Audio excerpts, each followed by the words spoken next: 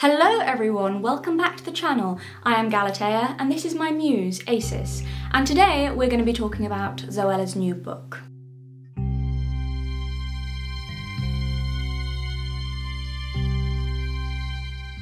You didn't believe I'd do it, did you? You didn't believe that I'd be able to upload a video a week later when I said I would, but so far so good. I'm sticking to the schedule, even though yes, this is week one, but going well so far. But first of all, thank you so much for the response to my last video.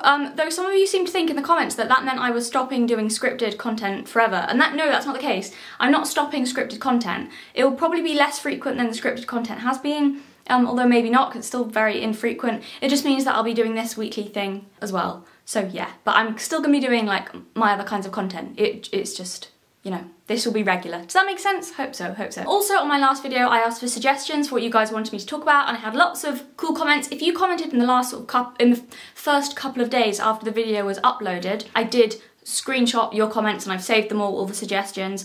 Quite a few people suggested they wanted me to talk about His Dark Materials, the TV show, because I hated it, and a lot of you wanted to know why.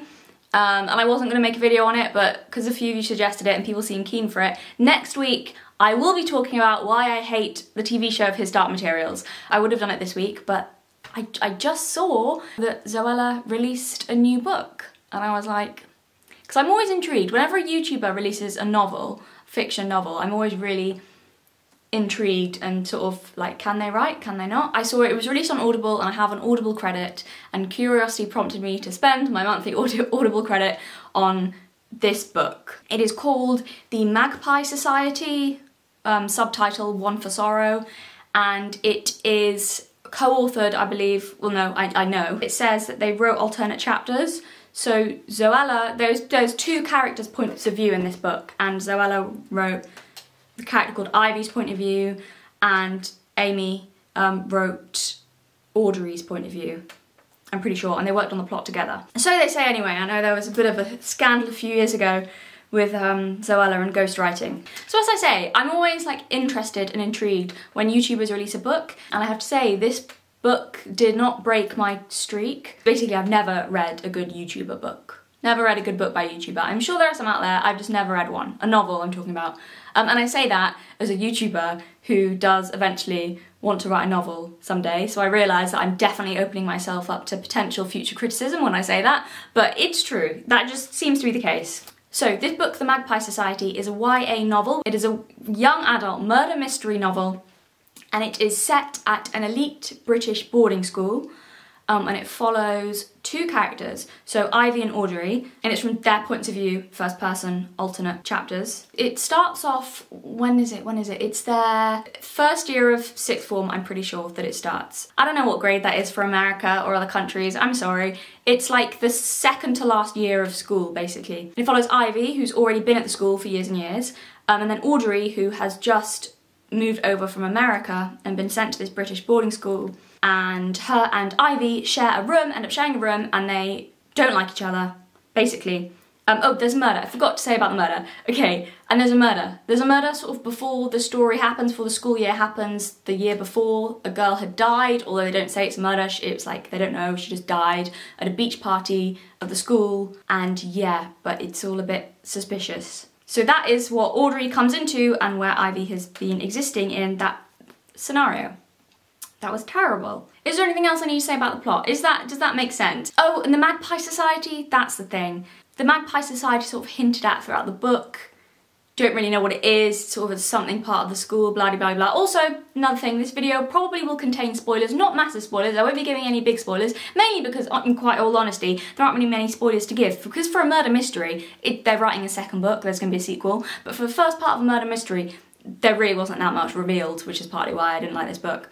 But it will be a little bit spoilery, but not really. Okay, so first off, I'm gonna say this book actually began well. It wasn't like amazing, started off not bad, but then it got bad. It wasn't terrible, that I will say for this book. It is not the worst book I've ever read, it wasn't terrible by any means, it was mainly just boring, which is what let it down and which isn't good for a murder mystery story. And more than a murder mystery, it was a bit Da Vinci Cody with like this hidden society, the Magpie Society, the school that you don't really know about. It sounds really interesting. It's a shame that it didn't really follow through on that original promise. Okay, so first off, let's start with The characterization. So as I said, the two main characters are Ivy and Audrey. They're two very different girls. Ivy is very hardworking, very academic, quite like a loner. She likes being alone. She's very sporty, very disciplined, that's the word. Oh, and Ivy's from a poorer background, so I'm pretty sure she's a scholarship student. Yeah, so she works really, really hard, and her future and, you know, is really important to her and all of that. Audrey is very super rich kid from America, and she's very, I guess you could say, I'm sorry, like stereotypical American. So she's quite loud, she's very social. I'm saying this is the stereotype. I'm not saying Americans are like this in general. This is the stereotype. She's seen as a bit of a bimbo by other people, although she's not really necessarily, but that's sort of that's what Ivy thinks of her. She's very into fashion and clothes and everything. Ivy sees her as quite brash. And they don't really like each other initially. Ivy, I actually liked initially. I was like, I kind of like this character. She started off and she was just a bitch to Audrey for no real reason. I'm not saying, that's not why I liked her, but I found that interesting about her. I was like, oh, this is an interesting character. She's not perfect, she's a flawed character. And that interested me about Ivy. Unfortunately, then it kind of tailed off and Ivy got really boring really quickly, which is a shame. And as I said, Audrey and Ivory? No. Audrey and Ivy were characterised fine. Like I said, you did get kind of quite a clear impression of who they were and what you were told about them. They were fairly distinct characters. The characterisation was fine. You know, for this kind of novel, it was serviceable. The characters by no means leapt off the page. They didn't seem real in that way, but, you know, they weren't like completely blank slates either. So the characterisation was fine with those two characters. The rest of the characters, though, the secondary characters, I didn't think was done that well. Yeah, the friendship group that Ivy was in, that was supposedly her really close-knit group of friends, you barely saw them. They were there for like a couple of scenes, from what I remember anyway, and they were just all got jumbled up together. There were names thrown at you and it just became one big mass of her friends. There were no distinct personalities. Instantly forgettable. I think Ivy's whole friendship group, you should just got rid of them. Ivy could just be a loner. She was a loner anyway. I don't know why she needed this whole friendship group, because they were just pointless to everything. And the thing with Ivy as well, as I said, she started off interesting, but then she started very quickly to become very boring and irritating actually. And like the meanness to Audrey just got to a bit, like it didn't really then make much sense. I was like, I thought it would make more sense, but it didn't. And it was just a bit unnecessary, and Ivy just became really irritating and boring, and I didn't care about anybody. Which would have been fine, really, for like a plot-heavy story, but I'll get to why the plot was terrible too in a minute. A lot of Ivy's actions did not make sense. Just, like I said, being mean to Audrey, it's like, why is Ivy doing anything? Speaking of character motivation was terrible. Ivy and Audrey did nothing to push the plot forward. Not for like the first 3/4 of the book, or at least the first half of the book. For most of the book, they did nothing. And the blurb promised, or like the description of the book was like, Ivy and Audrey team up to solve a murder, and it was like, yeah, that's kind of accurate if you're only talking about like the last quarter of the book. For the first 3/4, they hated each other. They didn't, not even did they just not like each other, but they were also barely interacted. They just stayed out of each other's way because they didn't like each other so much, and that makes it a really boring story if you've got two main characters but are living together as roommates, but most of the book are just like spend most of the book at opposite sides of school from each other as much as they can. It would be cool if they hated each other and you got to see them all the time interacting, not liking each other, and then gradually it develops. That didn't happen. They just stayed out of each other's way and ignored each other. And then in the last quarter of the book, or the last half of the book, they suddenly decide to team up, and it was like, okay, so that's finally the promise of the blurb is being fulfilled, but too little too late. So it was over halfway through the book before Ivy and Audrey become friends and team up to investigate this suspicious death. And they didn't push anything forward. They did nothing to push the plot forwards. I'm sorry, I'm reading from my notes down here. I'm just looking at them to make sure I get this right. They were doing nothing to push the plot forwards, and there wasn't really a plot. They were just existing as characters in this setting, and sometimes there were flashbacks.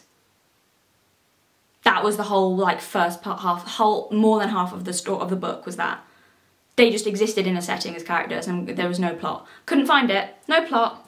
Speaking of them suddenly becoming friends and teaming up, okay, they became friends so quickly and anticlimactically that it was just dull, and it shouldn't have been that. So I kind of quite enjoy that trope when, you know, two people dislike each other, sort of become friends. It can be quite sweet, but it wasn't, because I was just like reading this going, did I miss something? It felt like I'd skipped a whole chapter, because they just went from hating each other to not even hating each other. They didn't like each other, but it was just sort of like a really dismissive dislike. There wasn't even any feeling to it, really. It was just like, let's stay out of each other's way, I don't care for you. It was just like that. It was kind of boring. And then they were, yeah, that's it. So I've got this written down. They say, it's just a really weird scene, they say, you're the best friend I've ever had. I was like, really? That was like literally a few, like they just started hanging out a few scenes before, and then suddenly they're like, you're the best friend I've ever had. You too. Besties, what? How? What have you done for each other? What, like, how are you friends? I don't understand. And then it was also, I think, pretty sure it was Audrey who was like thinking this in her head about Ivy. She was like, oh, thought something like, oh, it was the kind of friendship that you read about in books about boarding school. I'm like, is it? I haven't seen any evidence of that. Like, it was classic. No, dogs, please. It was classic telling us, not showing us. It was telling us that they were great friends, and I was like, where? Like, they teamed up and played a prank on someone, and then suddenly they were best friends. But it's not even as interesting as it sounds. So the point is, with that whole reconciliation thing, although it wasn't even really reconciliation, with them suddenly becoming friends, the problem with this is that there was no emotional payoff. Ivy was mean to Audrey for kind of no reason, but then that was kind of just forgotten about for no real reason, and then they were just suddenly friends and it's all okay. And it was just, excuse me, there was no, like, you know, if you have something like that, you need an emotional payoff, like a scene that, well, pays off emotionally for all that happened before with them, and you didn't have that, you lost that. And also it meant that there was no character development with them. There was no character development. They should have, like, that's the kind of thing where two characters develop as people and then overcome their differences and become friends. But there was nothing to overcome, because neither one of them learnt anything, really, I don't think. Neither one of them learnt anything or overcame any obstacles towards their friendship. They just suddenly woke up one day and decided we're friends now. And I guess I was like, okay, well, that was stupid. Why couldn't they just have been friends from the beginning in that case? There was literally, and it added nothing, like, they could have been friends from the beginning, and like, the plot would have been the same. I don't see why they needed to not like each other. It just seemed very pointless. Neither of them was proved wrong or had a character flaw challenged by suddenly becoming friends. They just suddenly were, for no reason. It was all just no reason, basically. Added nothing to the story. They could have just been friends from the start, and that is all I have to say on the character section of the book.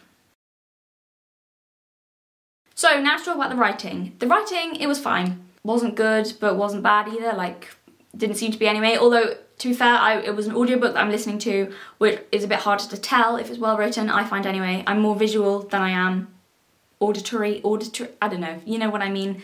I pick things up better when I read them rather than listen to them. But it seemed to be, the writing seemed to be fine. Nothing really to say. Now onto the story, the plot, the backbone of this book, which really, the story was what really let this down. This was what really let the book down. Everything else could have been fine, you know, especially with this kind of story, if the plot had been good, and it wasn't. This really let it down, which is bad. The plot was boring, it was so boring, which is really bad for a murder mystery, which of course are notoriously plot heavy. So as I said, it began well. I thought I'd be making a different kind of video, where I'd be like, oh my god, I read the first good YouTuber book, or something, you know? The prologue was intriguing. It was promising. It began sort of at a school party. The prologue was at the school party where this girl died mysteriously on the beach. And it sort of explains how this elite school and how the students are so close. And it's an elite group that protects their own, a tight-knit community, and sort of going through all this like this glamorous world. But the book absolutely did not follow through on that at all. Which is a shame, because I was like, oh, this sounds interesting. And it just didn't. The school, I got no sense. And it describes as well that Ivy, and she's been at the school for years, obviously, and it's described that this is like her true home, this school, and she feels so safe there. She feels so like she belongs. She loves this sort of world, this, as I said, this tight-knit elite community. But I got no sense of that. There was like no evidence for that it felt like her home away from home. It was just, yeah, no sense of that. That was what interested me, this sort of tight-knit community, as I said, that protects their own, that said that at this party, this special party, it's the one party a year when they don't invite anyone from outside the school, it's just them, because it's about, they've all been at that school together and they have this shared experience, and it's like, yeah, that was really interesting. It was like, oh, kind of a bit, I don't want to say Gossip Girl, not Gossip Girl vibes, but like, no, Gossip Girl's too frivolous, but it, like, what's like, almost a bit like, yeah, I don't know, what's kind of, I know there's a story, I can't think of it, where there's like this elite world of these students that sort of, yeah, a bit Dead Poet Society maybe, a tiny little pinch of that, and I love that, it's one of my favourite films. But yeah, I just didn't get any sense, there was no atmosphere. I thought it'd be really, and for like a murder mystery, for like a sort of, yeah, that kind of tight-knit community, elite worlds. That's really interesting backdrop for that kind of stuff. And there was just no sense of that, which was a shame, because they sort of managed to get that across in the prologue, and then in the story, no. Yeah, there was no atmosphere. And the whole book was just slow, but not in a, you know, slow build, slow burn kind of way. It was just in a boring way. I was like halfway through the book and I was like, nothing had really happened. As I said, the two main characters had done nothing to push the book forwards. They were just existing. It was just loads of flashbacks and explaining what had happened in the past. It was like constantly, you know, explaining Audrey's past and backstory and Ivy's past, and then just existing day-to-day life, and nothing was going on. It was really boring. And it was over halfway through the book before the plot actually starts to get anywhere, which is a shame, because the concept of the Magpie Society, which you haven't heard anything about thus far because it's pretty irrelevant, is actually an intriguing one once the book actually got around to it. There's like this secret Magpie Society that could possibly be in the school, but no one really knows what it is. And there's all these magpie birds around the school, and it's almost suggested that there's like maybe an element of magic there, but not really, because you get bad luck from if you don't like go to the magpie well or something and like say thank you to, or good luck to the magpies, you know, that kind of thing. And for the last quarter of the book, it's like a Da Vinci Code inspired plot for like the last bit of the book. But if that's the kind of story you're going for, you need to make it intriguing right from the beginning. If you're going for like a Da Vinci Code style story with like clues and stuff, and things hidden behind paintings or whatever, it needs to be, you know, in societies, it needs to be interesting right from the beginning, not just they're at the school, la la la la, and then suddenly near the end of the book it decides to be all Da Vinci. Is, you know what I mean? It was just weird. Yeah, don't wait until past the halfway point to introduce this element if you're going to do that kind of thing, unless you do it really, really well, and they didn't. So the only other thing that happened was that this podcast was being released every week, which was like claiming, and it was anonymous who was running this podcast, and it was claiming that the girl, Lola I think her name was, that she was murdered and that she didn't just die, and you know, but it was like, that's like the only thing that happened. The whole podcast plotline in general was just weird. It just seemed to be pretty irrelevant. Like, why hide? First of all, they hid the identity of the podcaster, which I thought was irrelevant and stupid. It was irrelevant to the plot, except as padding. And then the person who was running the podcast was revealed way too soon, I thought. And also, in general, like, this is why I've got a problem with it. The podcast in general was a weird choice and seems more like a gimmick, because it stops the main characters from doing the investigating, because just every week there's a podcast released by an unknown person who's like, Lola was murdered and here's why, I had an interview with this person and this person. And it just meant that the main characters didn't really have to do any investigating, because it was all been spoon-fed to us and the characters just by all written down by this podcast, which I thought was kind of lazy, rather than them having to go out and investigate and find clues and whatever. It was just like, no. And that's, yeah, why they felt like they weren't pushing the plot forward for ages, because they weren't, because someone else was doing it, just released in, you know, all the evidence out on the table in front of you, which isn't really what you want from murder mystery. You want to be taken along with the person doing the discovery and finding the clues. It was a cool idea, but it did not work. And it ended, the book ended weirdly and anticlimactically, with hardly any new information revealed that we didn't know at the beginning of the book. Like, from the title, and from, you can guess that there's some kind of Magpie Society and whatever. I think, I haven't read the second book, obviously, because they haven't written it yet and it hasn't been released. But I really think that this book could have been condensed into one. These two books, as I said, the second one's not released yet, so I don't know, but I'm pretty sure they could have condensed it into one book, because though this book was a whole load of nothing, really. So I think that, I don't want to say cash grab in terms of doing, you know, two books rather than one, but I mean, maybe not. Maybe they genuinely thought it would be better for the story, but I just thought they should have done one book. At no point was I on the edge of my seat, and no point throughout this book. And I don't care. I don't care who did it. I don't care who killed her, and I don't care what happens in the sequel, and I don't care about any of the characters. Nothing shocked or surprised me, so this book definitely failed as a murder mystery thing. So yeah, I think that's everything. That is my review of the Magpie Society, One for Sorrow. Not good. Not good. Wasn't terrible, but it wasn't good. Thank you very much for watching my video. As I said, next week I will be talking about His Dark Materials and why the TV show, I don't like it, why I think it's terrible compared to the books. I love the books. So tune in next week if you want to see if I can keep to my schedule and, you know, want to hear my opinions on that and other things. And if you're not subscribed, please subscribe. You can like the video and comment. I don't know why people say that, because if you want to subscribe you will anyway, but you know, it's a YouTube thing. I guess I've got to do the YouTube thing. Yeah, thank you very much for watching, and goodbye.